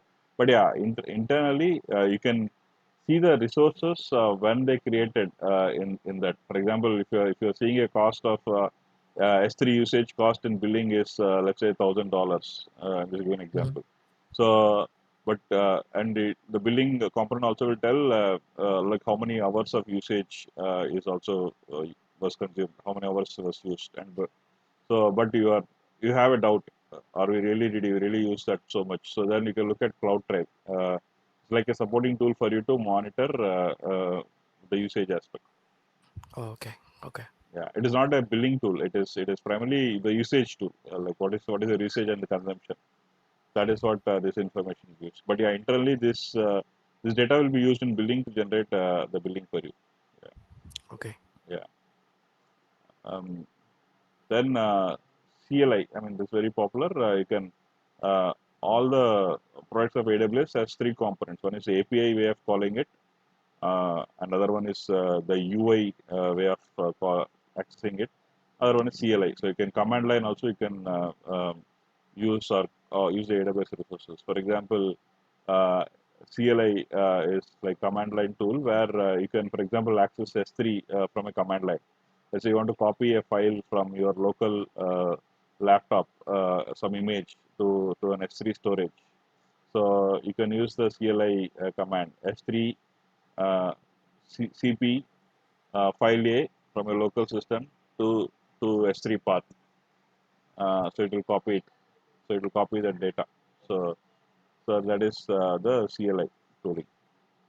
It's nothing. I think it's command. Okay, so you can access whatever you're using from the copy command. For example, you can do it from UI also, and also you can use the command line also. I mean, typically all these sysops developers, they prefer command line because you can integrate with your code, right? So you can write a batch script or a shell script to automate this process. So you can command. I mean, UI is there just for understanding the concepts, but in real time, like Srini was telling that so in real time UI is least used, just to see some monitoring stuff and other things. But apart from that, in real time.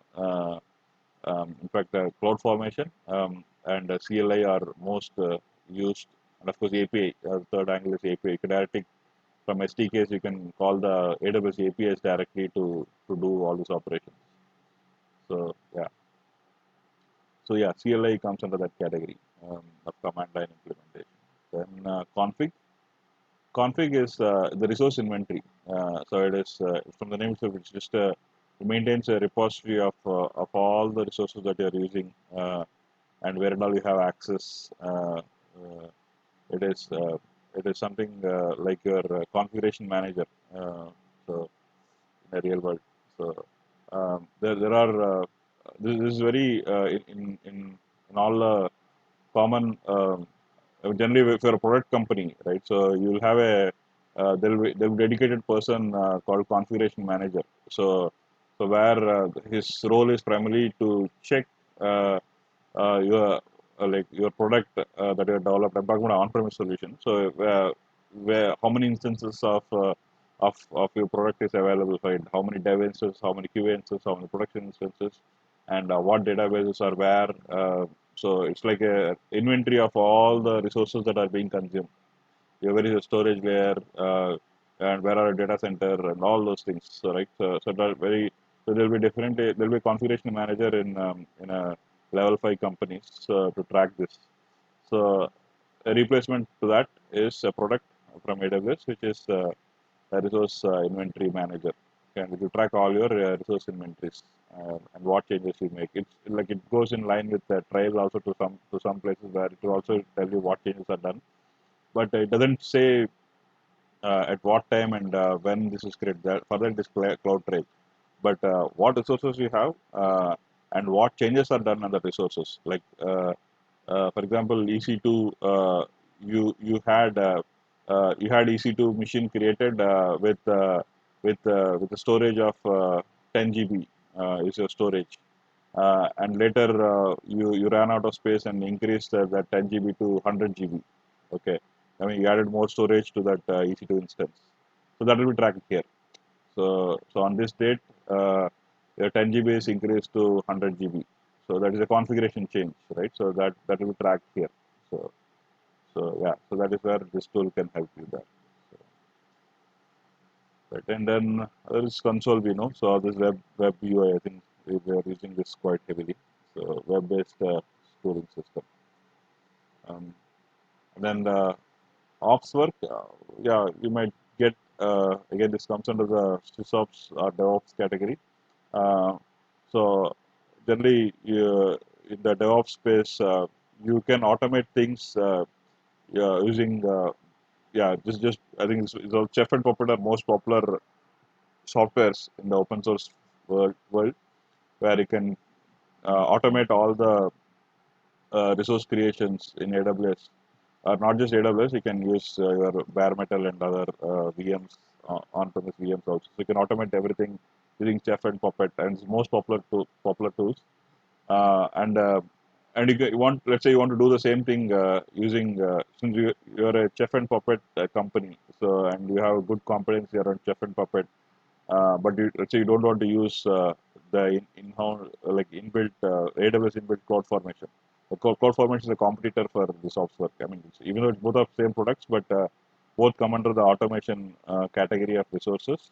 Uh, but just that you are a chef or a puppet shop where you already have resources having the knowledge on the chef and puppet, then ops work is the most preferred product compared to cloud formation, because cloud formation is a AWS inbuilt.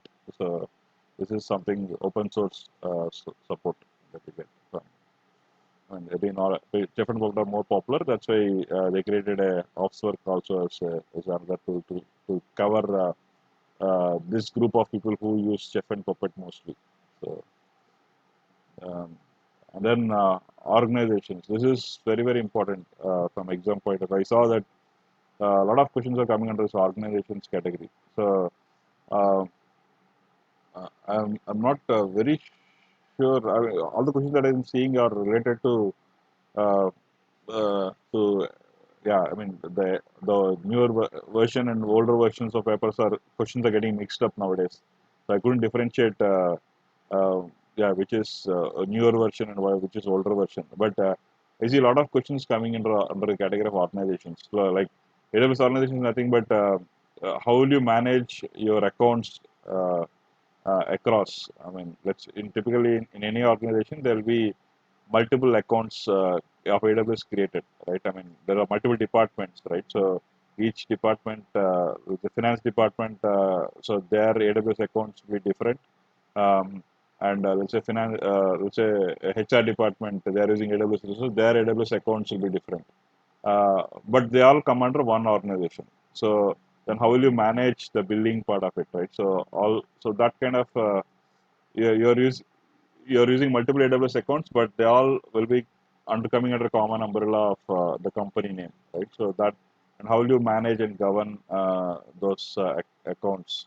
So and that eventually leads to a billing, right? So that is to manage that the account management, AWS account management is what is AWS organization. So here this is nothing but your it is org, right? So the name itself you can say org.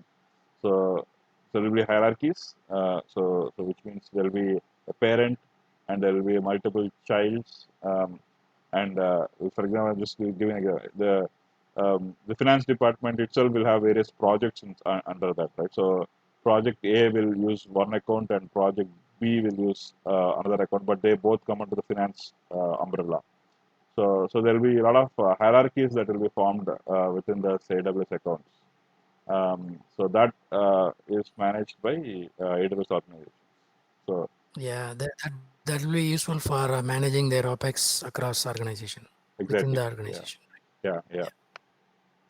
So yeah, so this is anything when you see questions around like how will you multiple AWS accounts and you want to generate a billing, how will you track it? How will you bring multiple accounts under one umbrella? So any questions around that, our answer is AWS organizations. Um, I think we are running short, so I think let's complete this section. Systems manager. So this is primarily for like getting the operational insights of your system. Okay, so from the name itself, it's like a system manager, right? So it is it can let's say monitor EC2 systems, and you can automate things using some scripts. Let's say very popular use case is that where when you start a EC2 instance, you also want to install a web server in that, or an Nginx server, or a web server, or Apache HTTP server. So, so you can automate that using some scripts like shell script or batch script, where it's like a startup scripts. Um, so and or let's say you want to install some software, like you want to um, uh, you want to monitor the usage of the system, and you want to install some software which will give the data about that health of that machine. Um, so you have a custom software where during the server startup you want to install it on the EC2 machine. So likewise, like you're managing your systems and to get more operational insights about that EC2 machine, for example, and take action based on that. So it is more about yeah, like startup work, startup setup. So then we can use systems manager as a tool. So then trusted advisor is again this is primarily will come under the category of with optimizing the performance. So it can and also it comes under security category also. So it will look at your resources that are being used in AWS, and based on it, it will give some suggestions for you. So it is an advisor. By the name itself, we can say it will advise you something. So it will be you just need to activate it. So it will keep on monitoring your the usage aspect, and it will give you recommendations to you to say, yeah, let's say you're using SSD with you create SSD with 100 GB storage, but you're really using only 10 GB. So yeah, so look at try to reduce it, or you have created three EC2 instances, but really the load is not there. So it will give recommendations saying that okay, you can reduce this three to one. So likewise, it will look at your performance aspect, and it will give you suggestions for you to improve. This well architected tool is primarily are you following the the architecture principles? So AWS has a predefined architecture principles or guidelines that are there. So typically, for example, for disaster recovery requirements, you need to have a multi-region setup. This is a good practice to follow, right? This is one rule. And if you have multiple EC2 instances, you should have a load balancer. So and that is supported by ASG. So these are all some good practices. So all these good practices, uh, either sometimes you can bypass them, either knowingly or unknowingly. But if it is unknowingly, then definitely there should be some tool that can help you. So basically, using this tool, you basically can it is nothing but a set of questions it will ask you. So you need to answer all those questions, and it will recommend based on the responses that you give. It will give a recommendation to you. Okay, so you're talking about the question should be are you supporting multiple regions, or do you have users across the globe? So like we will ask a lot of questions to you, and based on your response, it is just like questionnaire and answer. So based on the response that you give to the questions, it will give a recommended architecture for you, and then you can compare that recommended architecture with your architecture and see where are the gaps, and then you can fill it. So that is a tool which will help you from architecture perspective. So that is this well architected tool. Okay, I think we'll logically break here. I thought I have other slides, so this still took a lot of time. So I prepared some slides on IAM also. Maybe we'll take it the next session. But yeah, this I think I covered this IAM best practices. Then yeah, STS, identity providers and federation. So like the Web Identity Federation, Cognito, these are all like advanced use cases. How will you integrate your existing IDs to AWS? Uh, then SAML-based integration is all corporate world, and how will you have an identity system. So how AWS can use your LDAP-based authentication from on-premise to cloud. So, so how will you do that? So I think all this is covered here, but I think we'll take this in the next session. Yeah, sounds good, guys. So thanks, Sham. I think today I think storage is covered well. So Yeah, you guys can, yes. Except that in the storage gateway, I think there are two more options there. There are totally four options. The two you mentioned, one is the cache, the another is the volume. There is one for tape and there is one for other things. So yeah, next time when you touch base, we can even look into that, all the four options, just briefly. Then we can deep dive into the IAM side of it. I think by that you guys will be very good for exam, because networking we got very good handle already, and the storage now. Compute we talked over the time across. Only one catch on the compute is the containers. So We kind of talked about container. EC2 is the main portion of the compute, but the ECS and the EKS won't be in this particular version, but it's better to know there is a Kubernetes also there in the containers world.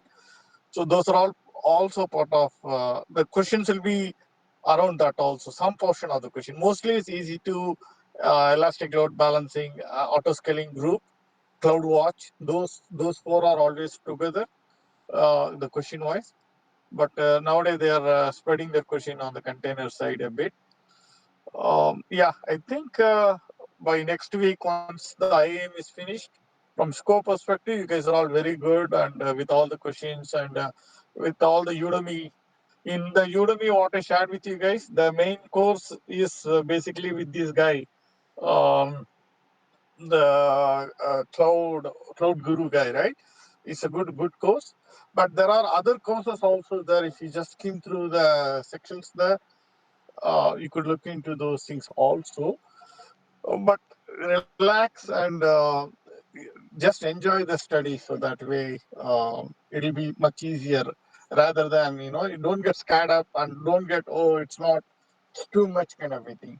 Enjoy the process while doing it. I think while taking the exam, all you need to know is eliminating the answers. So in my machine learning things, 40% of the questions I don't know actually. Even this time when I took it, you know how I passed?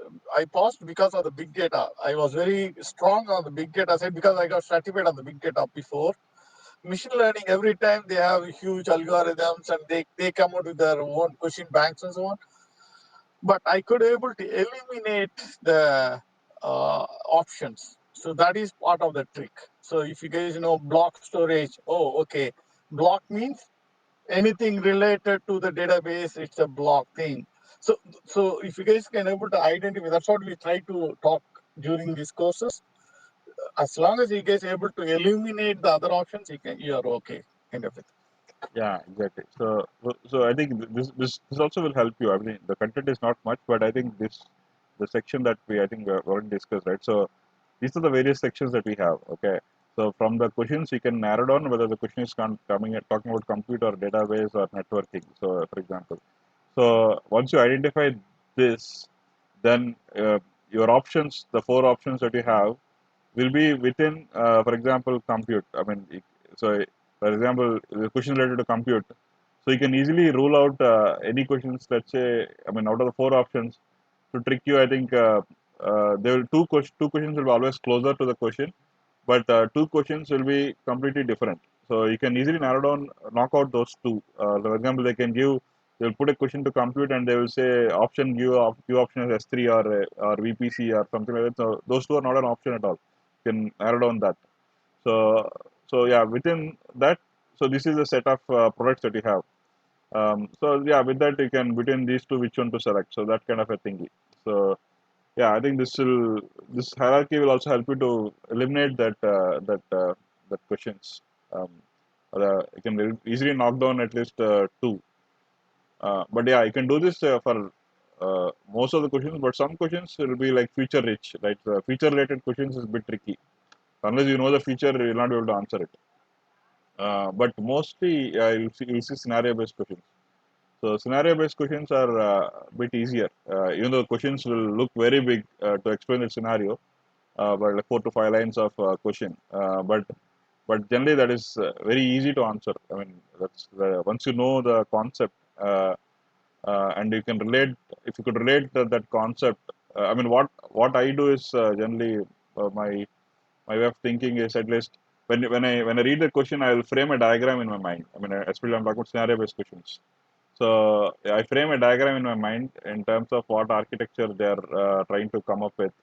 Once you frame a diagram in your mind, I mean, yeah, then it's easy to answer. So yeah, and then you can knock down one out of four. So what I says is like feature based are the questions looks very small, but this unless you know the feature, it is very difficult to answer. But scenario questions, the questions look very big, but it is easier compared to scenario based question, compared feature based questions. Yeah. So frame the diagram in mind.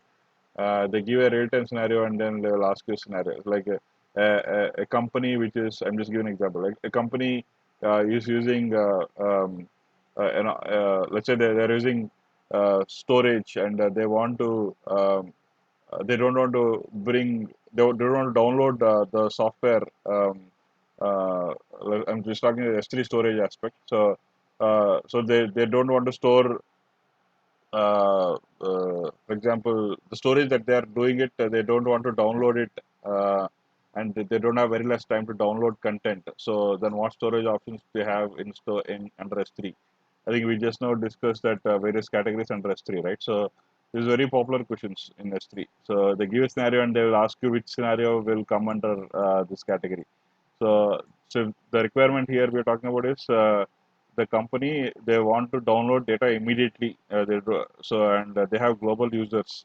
So the S3 is your solution because and also look for cheaper solution.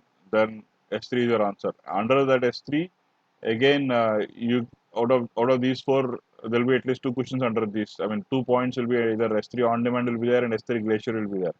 So between that, again, you can narrow down that we're talking about they can't wait for the download and it should be instantaneous. So which means the on-demand is your solution. So yeah, so basically from the storage angle, you will narrow down to S3, and in that S3 you will narrow down to particular product inside S3. That's how you narrow down your question and try to get an answer for it. But yeah, the question will be like you give a scenario and if some 4 to 5 lines of scenario they will explain, and then but the keyword is like they're talking about storage. We should be able to narrow down that first. Is it they're talking about storage, or they're talking about networking, or they're talking about for something else, for example, database. So once you identify that, then yeah, then it should be easier to narrow down your questions out of 4 to 2 and 2 to 1. Okay, so that's all for today. Okay, thanks, man. Yeah. Thank Yeah. you. Thank you. Good luck to all. Keep studying. We'll meet tomorrow next week. Thank Thank you. you. guys. Sure. Thank Thank you. you. Yeah. Bye bye. Thank you. Thanks. Bye. Bye.